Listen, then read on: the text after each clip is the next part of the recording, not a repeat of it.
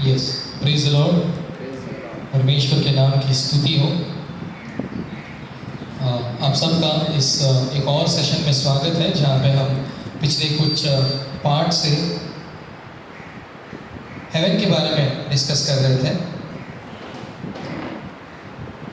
जहाँ पे हमने पार्ट 1 to 6 अब तक ख़त्म किया है। आज एक और कुछ बातों को, कुछ सवालों को हम देखने जा रहे हैं पार्ट 7 में। आमेन। यस। सो अब तक हमने क्या देखा है? पार्ट 1 to 6 में अब तक हमने देखा है कि हेवन को क्यों पढ़ना चाहिए, why we need to study about heaven. ये सवाल हमने फर्स्ट पार्ट में क्लियर किया था। उसके बाद में क्या हेवन एक रियल प्लेस है, तो इसके बारे में भी हमने देखा कि क्या हेवन एक रियल प्लेस है। फिर अगर हेवन रियल प्लेस है तो कितने हेवन है, how many havens, how many havens, how many havens, कितने सारे हेवन है। तो आंसर इसका क्या था कि 3 हेवन है। और हाउ टू रीच, कैसे वहाँ तक पहुँचा जाए, ये हमने पार्ट 1 में ये 2 सवाल देखे थे, पार्ट 2 में ये 2 सवाल देखे थे, है ना।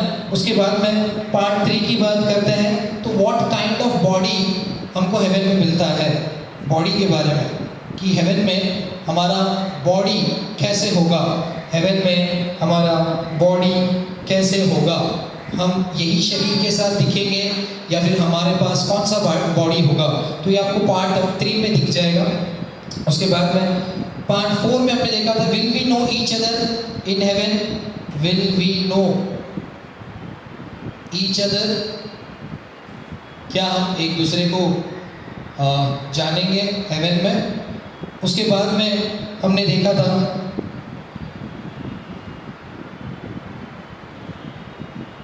हु क्रिएटेड हेवन, कि हेवन को किसने बनाया, who created heaven, who created heaven, ये आंसर भी हमने अगले पार्ट में देखा था। और साथ ही साथ में हाउ हेवन्स आर क्रिएटेड, इससे पहले एक और क्वेश्चन देखा था, will we know each other in heaven. And हमने एक और इसी का पार्ट में एक और देखा था सवाल, पार्ट 4 में ही, what will we do in heaven, what will we do in heaven, ये भी पार्ट 4 का ही टॉपिक था। फर्स्ट क्वेश्चन क्या था कि will we know each other in heaven, क्या हम एक दूसरे को जानेंगे और हम हेवन में करेंगे क्या। तो ये पार्ट 4 में, ये सब पार्ट्स जो है यूट्यूब में अपलोडेड है, तो आप सब उसे देख सकते हैं। उसके बाद में हमने एक और सवाल देखा था, और वो है who created heaven and how many heavens are created, who created, who, how many heavens are created and where heaven is located, where heaven is located। तो ये सारे बेसिक सवाल हमने पार्ट 5 में देखे थे। एंड लास्ट जो हमारा जस्ट रिसेंटली अपलोडेड हुआ है पार्ट 6, टेम्पल इन हेवन या फिर टैबरनैकल इन हेवन।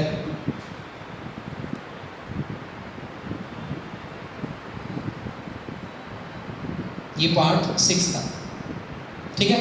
तो ये सारे पार्ट्स, ये सारे सवाल जो बेसिक क्वेश्चंस होते हैं एक यंगस्टर के लाइफ में, एक मसीह लड़का लड़की के लाइफ में, कि यार ये वाकई में हेवन होता है क्या, क्यों पढ़ना है हेवन के बारे में, यहाँ पे जी रहे हैं तो वहाँ की बातें क्यों करना है, और हेवन है तो कहाँ पर है, कितने सारे हेवन है, कैसे वहाँ पे हम जा सकते हैं, वहाँ पे हम दिखेंगे कैसे, हमारा शरीर कैसे होगा, और क्या हम एक दूसरे को जानेंगे, और हम करेंगे क्या वहाँ पे, हम क्या करेंगे, और किसने बनाया हेवन को, कैसे बनाया हेवन को, कितने हेवन है और कहाँ पर है हेवन, और वहाँ का टेम्पल, क्या यहाँ पे टेम्पल है तो वहाँ पे भी टेम्पल है।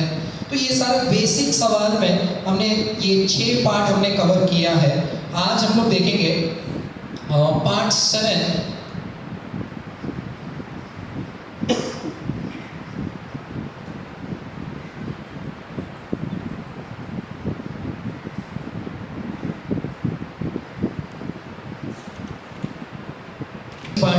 आज का पार्ट, इसको बहुत जल्द इसको भी अपलोड करेंगे हम लोग, ध्यान दीजिएगा। Part 7, will there be animals in heaven? ये एक सवाल है जो मुझे पूछा गया था और मेरा टॉपिक भी हेवन के ऊपर चल रहा था, तो सोचा कि ये भी एक सवाल है लोगों के मन में कि विल देयर बी एनिमल्स, जहाँ पे हम जा रहे हैं क्या वहाँ पे एनिमल्स भी होंगे? आपको क्या लगता है? एनिमल्स होंगे? बहुत से लोग बोलते हैं होंगे, बहुत से लोग बोलते हैं नहीं होंगे। बाइबल क्लियरली कुछ नहीं बोलता। मैं शुरुआत में ही बोल रहा हूँ इस वीडियो के, बाइबल बोलता है कि, बाइबल ये भी नहीं बोलता कि होंगे, बाइबल ये भी नहीं बोलता कि नहीं होंगे। लेकिन इस चीज़ को समझना भी बहुत ज़रूरी है। बाइबल क्या बोलता है, एटलीस्ट उसके ट्रेसेस कहाँ पर है बाइबल में, कि एनिमल्स दो तरीके के होते हैं, एक वाइल्ड एनिमल्स और एक पेट्स, पालतू जानवर और जंगली जानवर। ऐसे तो जो फ्रेंडली जानवर है उसकी बात में हम करेंगे और भी कुछ चीज़ों को हम लोग समझने की कोशिश करेंगे। तो आज का टॉपिक यही होगा कि will there be animals in heaven? क्या स्वर्ग राज्य में भी एनिमल्स होंगे या नहीं होंगे? मैंने बहुत स्टडी किया। एक ब्रदर थे, एक पास्टर थे, उन्होंने बोला कि नहीं होंगे। फिर दूसरे के पास गया, वो बोले होंगे। तो ये कंफ्यूजिंग कॉन्सेप्ट है, लेकिन बाइबल क्या सिखाता है, आइए उस चीज़ को समझने की कोशिश करते हैं। निकालेंगे यशायाह की किताब, आइज़ाया 11th चैप्टर, उसका 6 से लेके 9 तक हम लोग पढ़ेंगे। आइज़ाया 11th चैप्टर, उसका 6 से लेके 9 तक पढ़ेंगे। तब भेड़िया भेड़ के बच्चे के संग रहा करेगा, तब भेड़िया भेड़ के बच्चे के संग रहा करेगा, और चीता हाँ बकरी के बच्चे के साथ बैठा रहेगा, और चीता बकरी के साथ बैठा रहेगा, और बछड़ा और जवान सिंह और पाला पोसा हुआ बैल हाँ। तीनों इकट्ठे रहेंगे। सिंह भी रहेगा और बैल भी रहेगा, तीनों सब लोग इकट्ठा रहेंगे। और एक छोटा लड़का उनकी अगुवाई करेगा, और एक छोटा लड़का उन सबकी अगुवाई करेगा। गाय और रीछनी मिलकर चरेगी, गाय और रीछनी मिलकर चलेगी, और उनके बच्चे इकट्ठे बैठेंगे, और उनके बच्चे इकट्ठे बैठेंगे। और सिंह बैल के समान भूसा खाया करेगा, और जो सिंह है, जो मांसाहारी है, जो नॉन वेजिटेरियन है, वो क्या खाएगा? घास भूस खाएगा, भूसा खाएगा। दूध पीता बच्चा करैत के बिल पर खेलेगा, दूध पीता बच्चा भी वहाँ पे उसके ऊपर खेलेगा। करैत के मतलब सांप के ऊपर की बात कर रही। हाँ। और दूध चुराया हुआ लड़का नाग के बिल में हाथ डालेगा, नाग के बिल में हाथ डालेगा एक छोटा सा बच्चा। मेरे सारे पवित्र पर्वत पर हाँ। न तो कोई दुख देगा, ना तो कोई दुख देगा और न हानि करेगा, और न हानि करेगा, क्योंकि पृथ्वी यहोवा के ज्ञान से ऐसी भर जाएगी, पृथ्वी यहोवा के ज्ञान से ऐसी भर जाएगी, जैसा जल समुद्र में भरा रहता है। जैसा जल समुद्र में भरा रहता है। हमें प्रभु इस वचन को बहुतायत से आशीष दे। सवाल था क्या एनिमल्स, जानवर हेवन में रहेंगे? तो ये सबसे पहला सवाल का आंसर ये मिलता है यशायाह की किताब 11वां अध्याय और 6 से 9 तक। अभी आप सब ने ये सब पढ़ा, और ये जितने भी जानवरों के बारे में पढ़ा ना, एक दूसरे से जमता नहीं है, एक दूसरे से जमता नहीं है। ये यहाँ पे बोल रहे कि ये दोनों एक दूसरे से संगति करेगा। जैसे बिल्ली अगर चूहे को देख लेती तो क्या करेगी? वो उसे खाने जाएगी, लेकिन वहाँ पे बोल रहे कि वो दोनों साथ में रहेंगे। सिंह और बैल एक साथ रहेंगे, और सिंह जो हमेशा नॉनवेज मतलब जानवरों को खाता है, इंसानों को खाता है, वो घास फूस खाया करेगा। ये कहाँ की बात हो रही है? ये अर्थ की ही बात हो रही है। लेकिन अब जैसे ये वर्स आता है ना, थोड़ा मैं इसके थोड़ा हेवन के बारे में पढ़ रहे, तो अभी से जितने भी पार्ट आगे आएंगे ना, अभी तक जितने सवाल थे वो अब तक छोटे छोटे सवाल थे। कैसे दिखेंगे, क्या करेंगे, क्या खाएंगे, क्या पिएंगे, है कि नहीं है तो कहाँ पर है, किसने बनाया। फिर हमने पार्ट 6 से थोड़ा सा इन डेप्थ जाने की कोशिश की कि टैबरनेकल के बारे में हमने पढ़ा, टेम्पल क्या वहाँ पे भी है। अब हम लोग देख रहे हैं ये इतना भी आसान सवाल नहीं है, will there be animals in haven.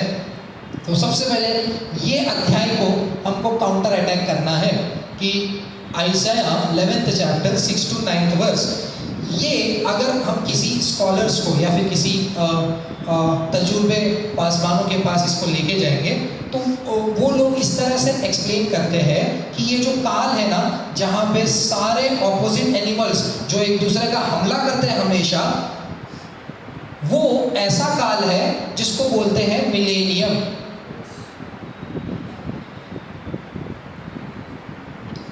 Millennium, ठीक है। बट मतलब यहाँ पे ऐसा है कि मिलेनियम मैं क्वेश्चन मार्क डालता हूँ इसको, ठीक है। आज थोड़ा समझने की कोशिश करेंगे, क्या हेवन में जानवर रहेंगे? तो सबसे पहले हमने ये इसको पढ़ने के लिए बहुत कुछ पढ़ना पड़ता है, ऐसे नहीं मिलता ये चीज़। तो आइज़ाया 11 6 to 9 में सारे ऑपोजिट एनिमल्स एक दूसरे के साथ रहेंगे, खेलते रहेंगे, परमेश्वर का ज्ञान मानो जल के समान पृथ्वी पर होगा। सो इसको बोलते हैं मिलेनियम। मिलेनियम का मतलब क्या होता है? अब हम लोग क्या कर रहे हैं पता है? हम लोग टीचिंग कर रहे हैं यहाँ पे, बाइबल स्टडी मतलब teaching. There is a difference between teaching and preaching. क्या है डिफरेंस? एक होता है प्रीचिंग और एक होता है टीचिंग। हर जगह पे टीचिंग नहीं कर सकते, हर जगह पे प्रीचिंग नहीं कर सकते। So what is the difference between preaching and teaching? Simple words में बताता हूँ। Preaching is a declaration of word. Preaching क्या है? डिक्लेरेशन ऑफ वर्ड, कि वचन में जो लिखा है आप उसको बस डिक्लेयर करते जा रहे हैं, declaration of word. But what about teaching? Teaching is the explanation of word. इसका रीजन आपको टीचिंग में मिलेगा।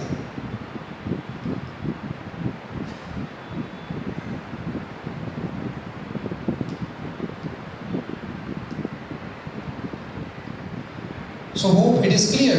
Preaching and teaching. प्रीचिंग क्या होता है? डिक्लेरेशन। हम कभी भी प्रचार करते हैं कलीसिया के सामने तो हम परमेश्वर के वचन को डिक्लेयर करते रहते हैं। सवाल कोई नहीं पूछता कि ये क्यों होता है, कैसे होता है, कब होता है, क्यों होता है। लेकिन जब टीचिंग की बारी आती है, जो डिक्लेयर किया हुआ वर्ड है उसके एक के पीछे का रीजन आपको बताना पड़ता है। That is known as teaching, explanation of word. तो आज हम लोग टीचिंग पे देख रहे हैं कि विल देयर बी एनिमल्स। सिर्फ हाँ बोल दूंगा, ना बोल दूंगा तो प्रीचिंग हो जाएगा। यहाँ पे आइज़ाया 11th चैप्टर 6 to 9 में लिखा गया है कि यहाँ पे एनिमल्स होंगे, लेकिन बाइबल स्कॉलर्स बोलते हैं या फिर कुछ पासबान बोलते हैं कि ये मिलेनियम का टाइम होगा, मिलेनियम का युग होगा। अब बात करेंगे मिलेनियम क्या होता है, ठीक है। मिलेनियम क्या होता है? Greek scholars refer to this verses as the time on earth as millennium where Christ reigns। ठीक है, इसको मैं लिख लेता हूँ। ये जो ग्रीक स्कॉलर्स है,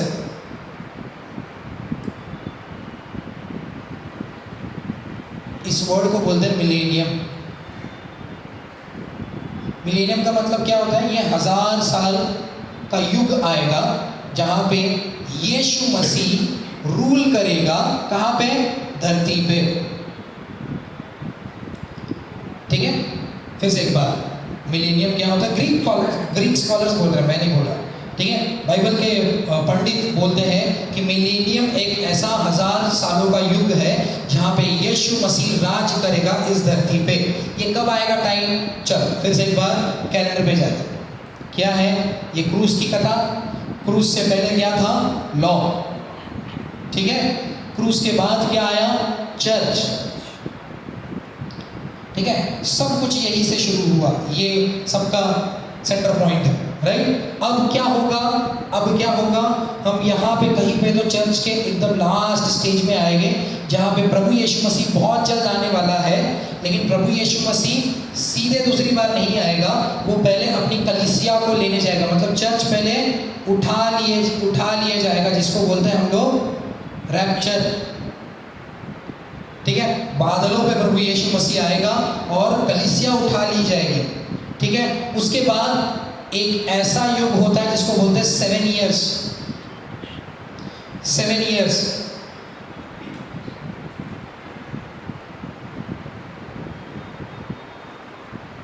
इसको नाम दिया गया है एपोकैलिप्टिक।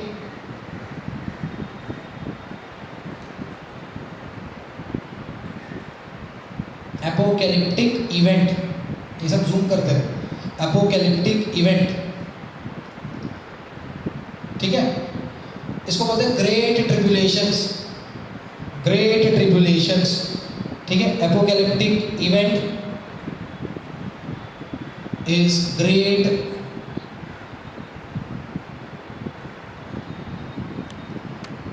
ट्रिब्यूलेशंस। तेलुगु में बोलते हैं महाश्रमल दिनमलु, राइट। कि यीशु मसीह बादलों पे आएगा, यीशु मसीह बादलों पे आएगा, कलीसिया उठा ली जाएगी और एक 7 साल का पीरियड धरती के ऊपर क्या चलेगा? Apocalyptic event, great tribulation, great tribulation, जहाँ पे पीड़ाएं, दर्द, शोक बढ़ते जाएगा, बढ़ते जाएगा, बढ़ते जाएगा। ये ट्रीटी साइन किया जाएगा एंटी क्राइस्ट की तरफ से। 7 साल का, 3.5 साल पहला युग, 3.5 साल बाद वाला युग। उसके बाद फिर प्रभु यीशु मसीह चर्च के साथ आएगा, जीसस क्राइस्ट विद चर्च। फिर यहाँ पे एक 1000 years का रेन या फिर रूलिंग होगा, जिसको बोलते हैं मिलेनियम।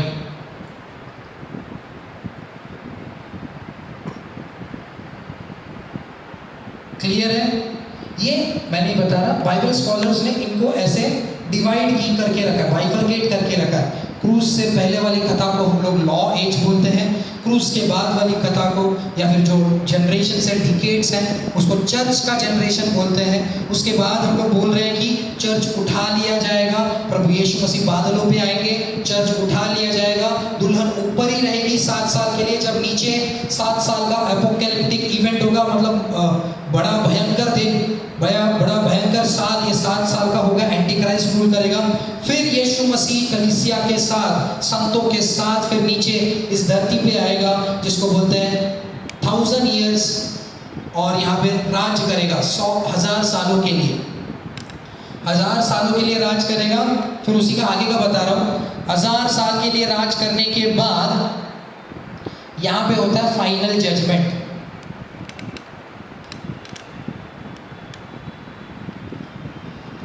फाइनल जजमेंट, ठीक है। फाइनल जजमेंट के बाद बाइबल स्कॉलर्स बोलते हैं फिर एक न्यू हेवन क्रिएट किया जाएगा और न्यू अर्थ क्रिएट किया जाएगा, और वो इटर्निटी में चला जाएगा। इसके बाद और कुछ नहीं, ये इटर्निटी, अनंत काल तक ये रहने वाला है, राइट। बड़े अनुभवी लोगों को भी हम पूछेंगे तो वो भी यही डिस्क्रिप्शन देंगे, लॉ एज, चर्च एज, फिर रैप्चर, फिर 7 साल का एपोकैलिप्टिक इवेंट, ग्रेट ट्रिब्यूलेशन जिसको बोलते हैं, जहाँ पे एंटी क्राइस्ट रूल करेगा। तब तक वहाँ पे दुल्हन दूल्हे के साथ फेस्टिवल मनाती होगी। फिर यीशु मसीह दुल्हन के साथ या फिर संतों के साथ नीचे आएगा और 1000 साल तक वो राज करेगा संतों के साथ, ठीक है। 1000 साल तक राज किया, उसके बाद में न्याय होगा, फाइनल जजमेंट, और फिर सब कुछ नाश हो जाएगा। बाइबल बोलता है कि पुराना हेवन, पुराना अर्थ चला गया, लो मैं एक नया हेवन, न्यू अर्थ बनाने जा रहा हूँ। Amen. This is all about the structure of the ages. अब फिर से ये वचन पे आया, थोड़ा सा आज हार्ड रहेगा बट सुनने की कोशिश कीजिएगा। अब लोग बोलते हैं कि ये जो मिलेनियम टाइम है ना, उसमें ये वर्स एप्लीकेबल होता है, उसमें ये वर्स एप्लीकेबल होता है कि जब यीशु मसीह फिर से नीचे आएगा, 100 साल तक राज्य करेगा, उस समय में ये भेड़ बकरी सिंहों के साथ, गाय बैलों के साथ, चूहा बिल्ली के साथ, एक छोटा सा बच्चा नाग के ऊपर, नाग के बिल में हाथ डालेगा, ये समय में ये हो रहा है, ऐसे बात करते हैं लोग, ठीक है। इसलिए मैंने क्वेश्चन डाला है यहाँ पे कि वाकई में ये मिलेनियम टाइम की बात कर रहा है क्या आइसाया? वो एक बड़ा सवाल है हमारे पास। मतलब हमारा जो डेस्टिनेशन है, अब नेक्स्ट हम लोग पार्ट में देखेंगे, मतलब पार्ट अगर 8 में स्टार्ट करूँगा, 9 स्टार्ट करूँगा, तो हम लोग इसके बारे में बात करेंगे, न्यू हेवन न्यू अर्थ के बारे में बात करेंगे। बट अभी हम लोग उसी के बारे में बात कर रहे हैं। बट मैं आपको क्लियर कर देना चाहता हूँ कि 1000 ईयर्स मतलब जो मिलेनियम का युग आने वाला है, क्या ये वर्स उसके लिए एप्लीकेबल है या इसके लिए एप्लीकेबल है? न्यू अर्थ न्यू हेवन के लिए एप्लीकेबल है। अगर आइज़ाया की किताब को अगर हम लोग पढ़ेंगे, अभी मैं जैसे पढ़ रहा हूँ, आइज़ाया का बैकग्राउंड अगर पढ़ेंगे तो आइज़ाया नदी का जो किताब है पूरा, वो पूरा का पूरा इटर्नल किंगडम ऑफ गॉड के बारे में लिखा गया है। ये आइज़ाया जो प्रॉफिट है, उन्होंने जो लिखा है, भविष्यवाणी की है, या उन्होंने जो किताब लिखा है, that represents the core concept of eternal kingdom of God. Eternal kingdom of God, eternal kingdom of God के बारे में ये वचन मतलब ये किताब लिखा गया है। इटर्नल किंगडम ऑफ गॉड यहाँ पे 100,000 साल के लिए होगा। 1000 साल के लिए होने के बाद फाइनल जजमेंट, फिर सब कुछ तबाह हो जाएगा। यहाँ पे ओल्ड अर्थ ओल्ड हेवन, हेवन भी जो ऊपर से हम लोग आए थे वो भी निकल जाएगा, जो अर्थ था वो भी निकल जाएगा। फिर न्यू हेवन न्यू अर्थ में हम लोग सब एंटर करेंगे। वहाँ की बात हो रही है या मिलेनियम की बात हो रही है? तो जैसे मैंने बोला, यशाया जो किताब लिखा गया है वो इटर्नल किंगडम ऑफ गॉड के बारे में लिखा गया है। इटर्नल, अनंत काल का राज, परमेश्वर का अनंत काल का राज, और वो हमको इटर्निटी यहाँ पे दिखता है, न्यू हेवन न्यू अर्थ में दिखता है। ये क्लैरिफाई कौन करेगा? ये क्लैरिफाई कौन करेगा? आइज़ाया ही करेगा।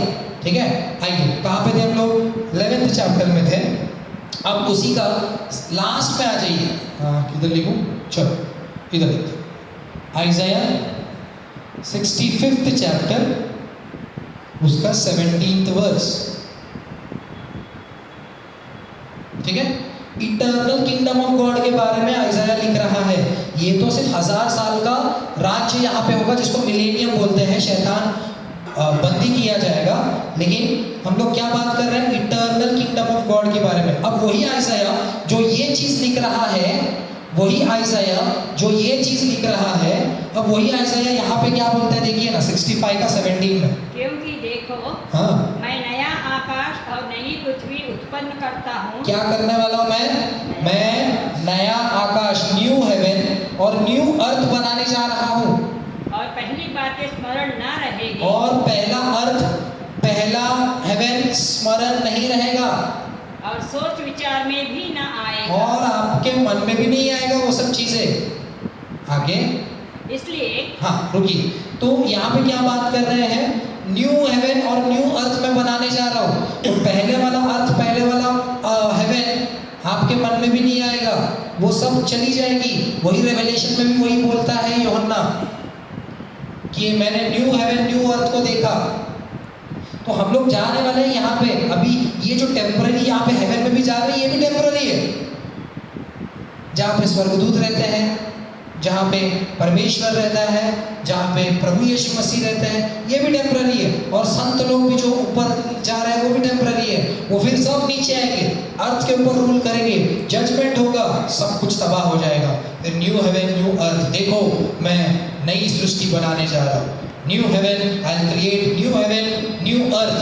अब उसी को आगे आगे अगर पढ़ते जाएंगे ना, आपको सेम सेंटेंस जो यहाँ पे दिखा था ना, वही दिखेगा। डायरेक्ट पढ़ेंगे अभी 25 में आइए, उसी का 17 से आगे पढ़ते 25 तक। भेड़िया और मेमना हाँ, एक संग चरा करेंगे, भेड़िया और मेमना एक संग चरा करेंगे, और सिंह बैल के समान भूसा खाएगा। हाँ, सिंह बैल के समान क्या खाएगा? सिंह भूसा खाएगा, घास फूस खाएगा। और सर्प का आहार मिट्टी ही रहेगा, सर्प तभी भी मिट्टी ही खाएगा। मेरे सारे पवित्र पर्वत पर हाँ, न तो कोई किसी को दुख देगा, ना तो कोई किसी को दुख देगा, और न कोई किसी की हानि करेगा, और ना किसी की कोई हानि करेगा। यहोवा का यही वचन है। यहोवा का यही वचन है। यही वचन है क्या? मैं न्यू हेवन न्यू अर्थ की बात कर रहा हूँ, और उसमें ही ये लाइन फिर से मैं लिख रहा हूँ। कि सिंह और बैल एक साथ रहेंगे, सब तभी भी मिट्टी खाएगा। मतलब जो यहाँ पर दिख रहा है दिस इज नॉट मिलेनियम वाला पार्ट, ये 1000 साल वाला रूलिंग नहीं है, ये उसके बाद जजमेंट, उसके बाद न्यू हेवन न्यू अर्थ क्रिएट किया जाएगा। फिर उसमें जो इटर्निटी है, अनंत काल का जिंदगी में हम प्रवेश करने जा रहे हैं, वहाँ की कहानी बोल रहा है ये। वहाँ पे एनिमल्स होंगे, वहाँ पे एनिमल्स होंगे। अब एनिमल्स का मतलब क्या होता है? एनिमल्स अगर देखा जाए तो अभी के टाइम में सब लोग डरते हैं, कुत्तों से डरते हैं, सांप से डरते हैं, कोई बकरी आ गया डरते हैं, कोई गाय बैल आ गया पागल हो गया, सामने से आ गया तो डर जाता है। लेकिन शुरुआत से अगर अब तक हम लोग देखते जाएंगे तो कहीं ना कहीं पे इंसान के साथ एनिमल को रखा ही गया है। समझ में आ रहा है मैं क्या बोल रहा हूँ? निकालिए ना। एक मेरे ब्रदर चर्च में एक ब्रदर ने अच्छा वचन दिया था, उसमें 2 Samuel 12th chapter, 2 Samuel 12th chapter उसका 3rd वर्स। हाँ, 2 सैमुएल 12th चैप्टर, हाँ 1 2 3 पढ़िए। तब यहोवा ने हाँ दाऊद के पास नातान को भेजा, हाँ, और वह उसके पास जाकर कहने लगा, और वह उसके पास जाकर कहने लगा, एक नगर में 2 मनुष्य रहते थे। तब यहोवा ने किसको भेजा? पढ़िए ना फिर से पहला वाला। तब यहोवा ने दाऊद के पास नातान को भेजा, परमेश्वर ने दाऊद के पास नातान को भेजा, और वह उसके पास जाकर कहने लगा। परमेश्वर ने दाऊद के पास नातान को भेजा। नातान कौन था? प्रॉफिट था, ठीक है, प्रॉफिट, प्रवक्ता, भविष्यवक्ता। गॉड, परमेश्वर ने दाऊद के पास नातान को भेजा और कहने लगा, क्या कहने लगा? एक नगर में 2 मनुष्य रहते थे, एक नगर में 2 मनुष्य रहते थे, जिनमें से एक धनी हाँ, और एक निर्धन था। और एक निर्धन था। धनी के पास तो बहुत सी भेड़ बकरियां और गाय बैल थे। सुनिए ना, भेड़ बकरियां, फिर से हम लोग एनिमल की बात करें। मैं क्या बताने की कोशिश कर रहा हूँ इस कोटेशन को लेके यहाँ से, कि there is always exist a relationship between mankind and animals, ठीक है? mankind एंड एनिमल्स के बीच में हमेशा एक नाता रहा है, और वही नाता अब दाऊद ने एक पाप किया था, जिसको उस पाप की सजा सुनाने के लिए परमेश्वर ने नातान को भेजा कि जाके दाऊद को बोल। क्या बोल? कि एक धनवान रहता है और एक निर्धन रहता है। धनवान के पास बहुत सारे एनिमल्स रहते हैं, rich man and poor man, ठीक है? रिच मैन के पास बहुत सारे मैनी एनिमल्स,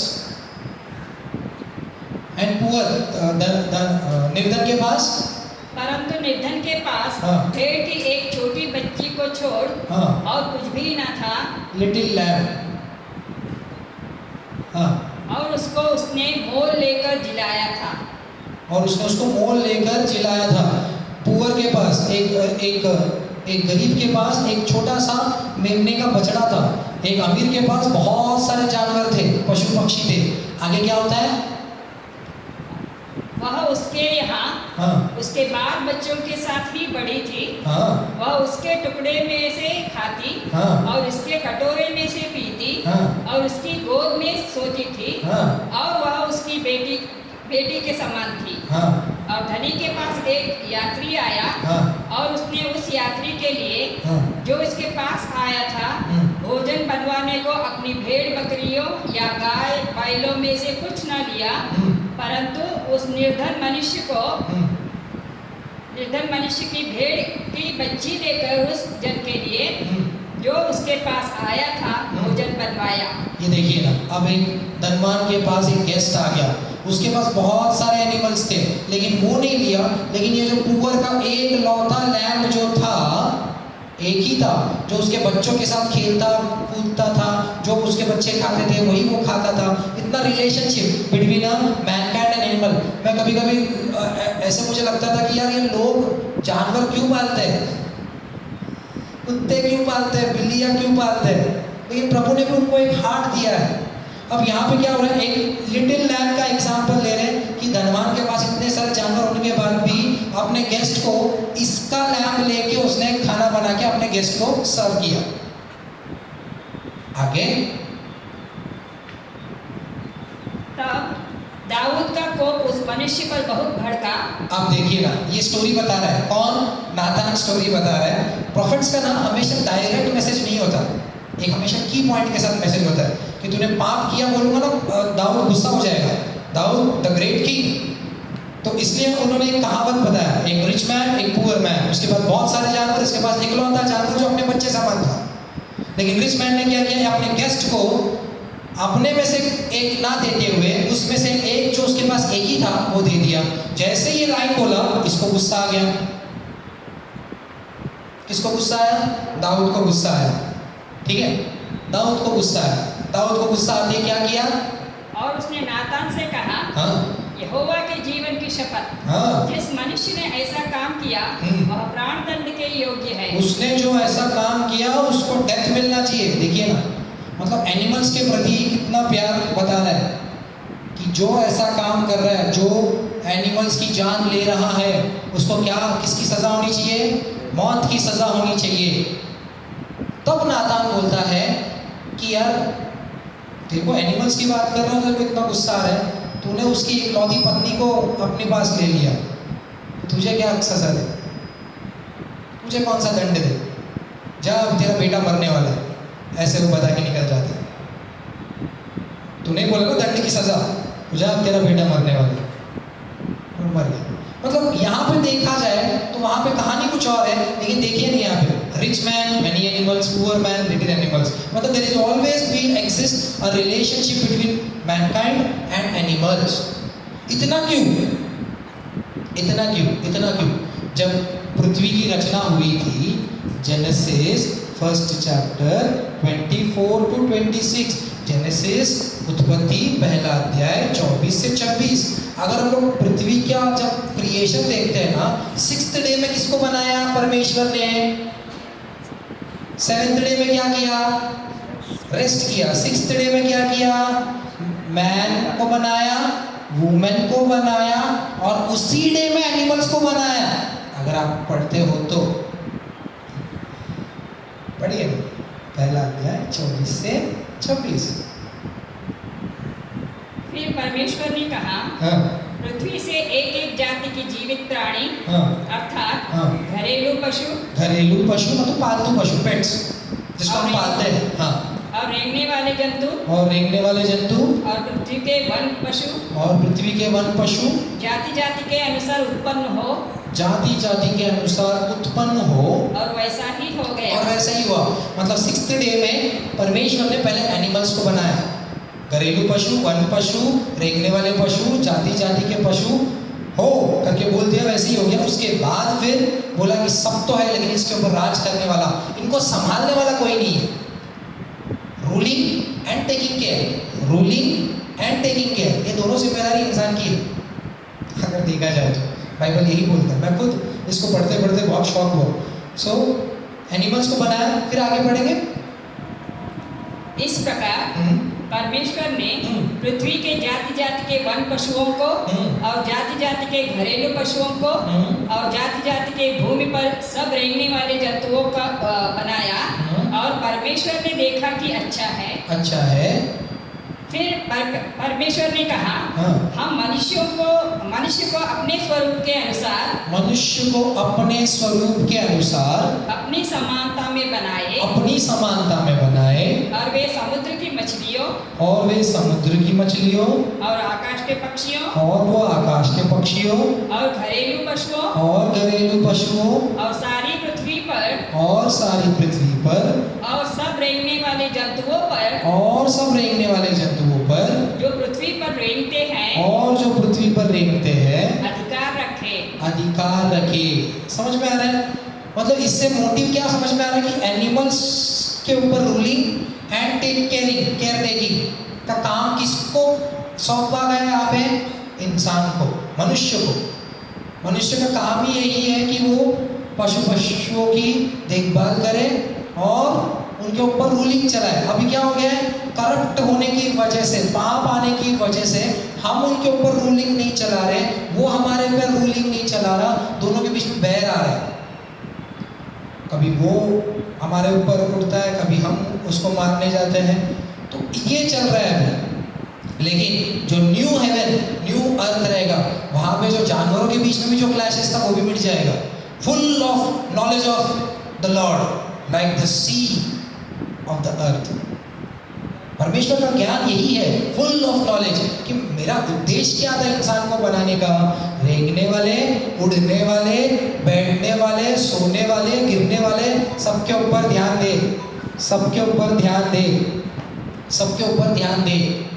क्या करना है, ऑथोरिटी दिखाए, ऑथोरिटी, ऑथोरिटी हमारा है, लेकिन एक अच्छा राजा उनकी देखभाल भी करता है।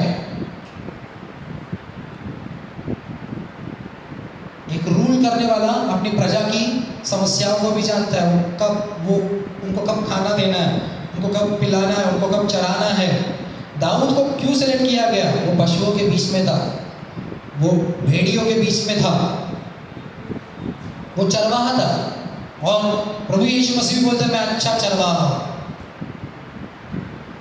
Animals, there is always a relationship between mankind and animals. ये शुरुआत की बात है, ये शुरुआत की बात है। नीति वचन सोलोमन महाराजा भी देखिए ना क्या बोलता है, प्रोवर्ब्स 12 अध्याय उसका 10वां वचन।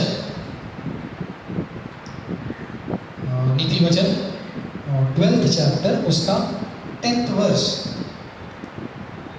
धर्मी अपने पशु के भी प्राण की सुधि रखता है। धर्मी, धर्मी, राइचियस पर्सन्स, हम ये काम करते हैं, वो काम करते हैं। Righteous man will also look after animals.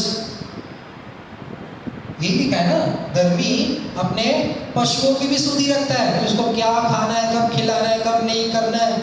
अभी हमने देखा हैदराबाद में एक बड़ा सा एकड़ फॉरेस्ट लैंड को पूरा मिटाया जा रहा था, ताकि वहाँ पे हाईटेक सिटी बने, एक मल्टी कंपनीज वहाँ पे क्रिएट हो जाए। लेकिन सारे जानवर जो उसके अंदर रहते थे सब भागने लगे, मरने लगे, तो उनके लिए घर क्या रहेगा। तो धर्मी जन अपने पशुओं की भी सुधि रखता है। देयर इज ऑलवेज धर्मी जन। अच्छा इंसान नहीं बोला, धर्मी जन बोला। धर्मी जन कौन है, आप और हम। प्रभु यीशु मसीह के लहू के जरिए धुले हुए लोगों को ही धर्मी ठहराया गया है। अगर हम धर्मी हैं तो हमारा भी काम है कि एनिमल्स की देखभाल करना, उसकी रखवाली करना।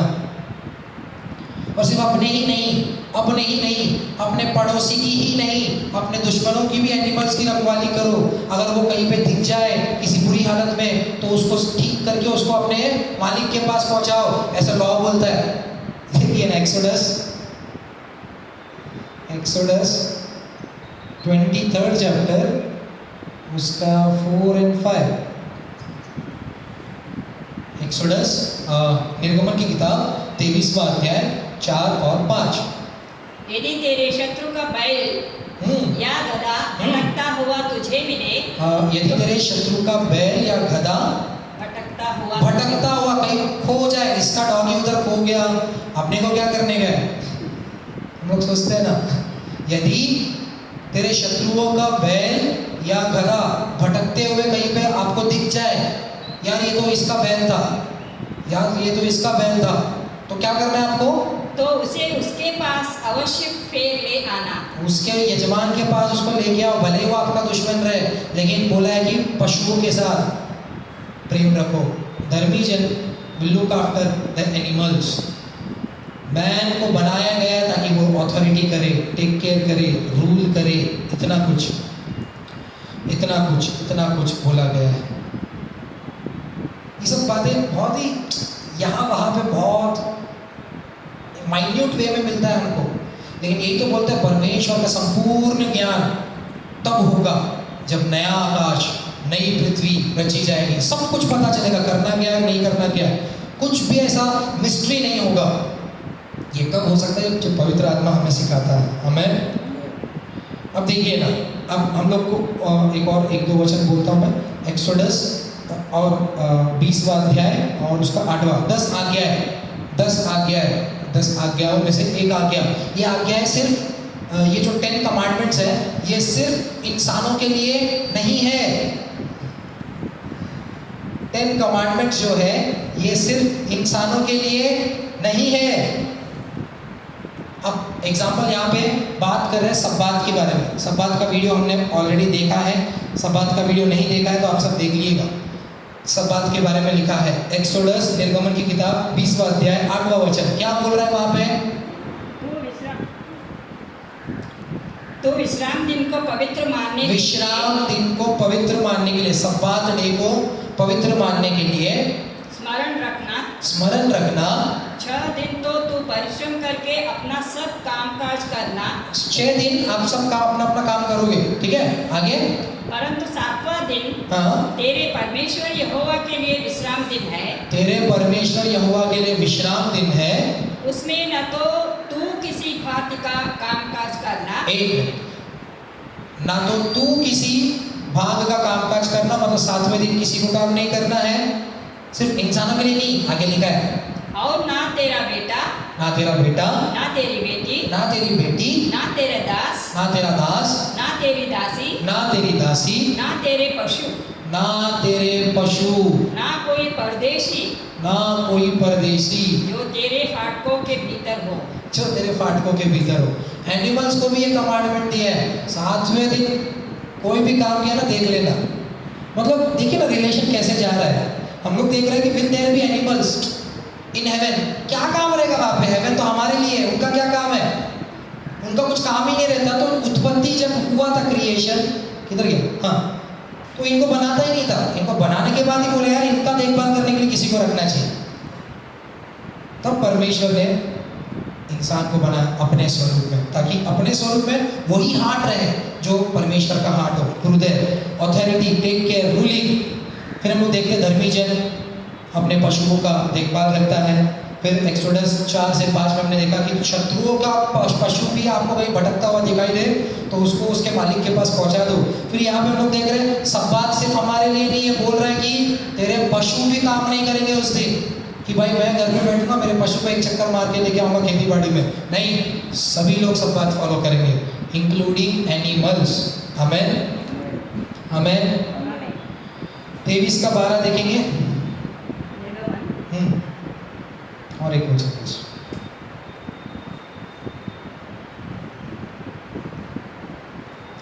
6 दिन तक तो अपना काम काज करना और 7वें दिन विश्राम करना, और 7वें दिन विश्राम करना कि तेरे बैल और गधे सुस्ताए। ये देखिए ना यहाँ पे और अच्छे से लिखा है। वहाँ पे सिर्फ पशु बोला था, यहाँ पे तेरे गधे बैल थोड़ा आराम करें, सुस्ताए। और तेरी दासियों के बेटे और परदेशी भी अपना जी ठंडा कर सके। राइट, 7वें दिन सबको आराम करना है। Same reference. So we are going into the teaching mode, जहाँ पे सब कुछ चीज़ें हम लोग एक्सप्लेन कर रहे हैं कि यार ये क्यों ज़रूरी है, एनिमल्स होंगे कि नहीं होंगे, क्या आवश्यकता है। सामने आपके वचन। एग्जाम्पल, 2 एग्जाम्पल देके इस सेशन को यहाँ पे खत्म करते हैं। ईडन गार्डन में जो क्रिएशन था वहाँ पे, अब ईडन गार्डन को बोला गया है, बाइबल स्कॉलर बोलते हैं यही पैराडाइज है। राइट, तो क्या पैराडाइज, ईडन गार्डन में एनिमल्स नहीं थे? तो पैराडाइज में भी एनिमल्स। एक कनेक्टिंग वे बता रहा हूँ। दूसरा सवाल, दूसरा एग्जाम्पल, नोहा का जहाज। नोहा का जहाज, नोहा का जहाज, नोहा का जहाज। क्या परमेश्वर का योजना सिर्फ इंसान के प्रति था कि इंसान को ही बचाया जाए? नोहा का जहाज बोलने वाले बाइबल स्कॉलर बोलते हैं इट रिप्रेजेंट्स चर्च। चर्च जो पवित्र लोगों की संगति जो उसके साथ रहेगी, जो इंटरेस्टेड है, प्रभु आया ही है लोगों को बचाने के लिए। नोहा के जहाज में कितने थे लोग? सिर्फ 8 लोग थे। उससे ज़्यादा कौन थे? उससे ज़्यादा कौन थे? एनिमल्स थे, पशु पक्षी थे। तो फिर भी बाइबल क्लियरली हमको ये नहीं बताता कि होगा कि नहीं होगा, बट ये पवित्र आत्मा का ट्रेसेस है जो हमको ये सारी चीज़ों से हमको बताने की कोशिश कर रहा है कि chances are there, chances are there. Elisha, Elijah की एलीशा जो सीधे आरोहण हुआ, एलिया सीधे आरोहण हुआ, उसको आरोहण करने के लिए कौन आया था? अग्नि से भरे हुए रथ, घोड़े कहाँ से आए थे? वो नीचे से नहीं आए, ऊपर से नीचे आए थे, उसको लेके ऊपर चले गए। ये घोड़े कहाँ पर थे? तो प्रभु का धन्यवाद हो कि अद्भुत रीति से प्रभु अगुवाई कर रहा है। आने वाले दिनों में न्यू जेरूसलेम के ऊपर बात करेंगे, न्यू हेवन के ऊपर बात करेंगे, न्यू अर्थ के ऊपर बात करेंगे। प्रभु आप सबको आशीष दे। आइए हम सब प्रार्थना करें। धन्यवाद करते हैं अब्बा, आपके नाम को धन्यवाद करते प्रभु जी, इन सुंदर सी बातों को प्रभु जी, आपके प्रभु जी रहस्यों को प्रभु जी, आपकी योजनाओं को राजा, आपके बेहतरीन बातों को राजा आप हमको सिखा रहे हो, इसलिए धन्यवाद करते हैं अब्बा। आदर महिमा गौरव आपको देते हैं प्रभु जी। आपकी योजनाएं हमारे प्रति प्रभु जी, इस क्रिएशन के उद्धार के प्रति प्रभु जी बहुत ही उत्तम है राजा। आप महान कार्यों को प्रभु जी हमारे लिए आपने सोच के रखा है, जो हमारे समझ से, हमारी आंखों से परे है प्रभु जी। हम सोच भी नहीं सकते राजा, जो आपने हमारे लिए तैयार करके रखा है प्रभु जी। उन चीज़ों का भेद प्रभु जी आप इस स्टडी के जरिए करवा रहे हो राजा, इसलिए आपके नाम को धन्यवाद करते हैं प्रभु। महिमा आपको देते हैं राजा। आने वाले दिनों में प्रभु जितने भी प्रभु इस वीडियो को देखेंगे राजा, आशीषित होने पर और प्रभु जी आपके वचन के प्रति आग और प्यास प्रभु जी बढ़ने पाए राजा, और वो चीज़ों को परखने पाए प्रभु जी, समझने पाए राजा। हमसे अगर इन बातों को समझने में कोई गलती हुई होगी तो हमें क्षमा कीजिए राजा, और पवित्र आत्मा के अभिषेक से प्रभु जी करेक्ट कीजिए, रेक्टिफाई कीजिए राजा, और आपकी महिमा के लिए और दर्शन दीजिए राजा, बातों को सीखने के लिए, समझने के लिए राजा, अपनी ज्ञान और बुद्धि से भरिए प्रभु जी। आप अपने अभिषेक से हमें नवाजिए, ताकि राजा ये अच्छी बातें राजा, ये शुभ संदेश हम औरों तक लेके जाने पाए प्रभु। महिमा, आदर, गौरव, जलाल, शान शौकत आपको देते हुए राजा, ये छोटी सी प्रार्थना मेरे उद्धार करता शीघ्र आने वाला नाजरी यीशु मसीह के नाम से मांगते हैं अब्बा, आमेन, आमेन, आमेन। प्रभु यीशु मसीह का अनुग्रह, परमेश्वर का प्रेम, पवित्र आत्मा की संगति, सहभागिता जुड़े हुए हर एक के साथ सदा बनी रहे। आमेन।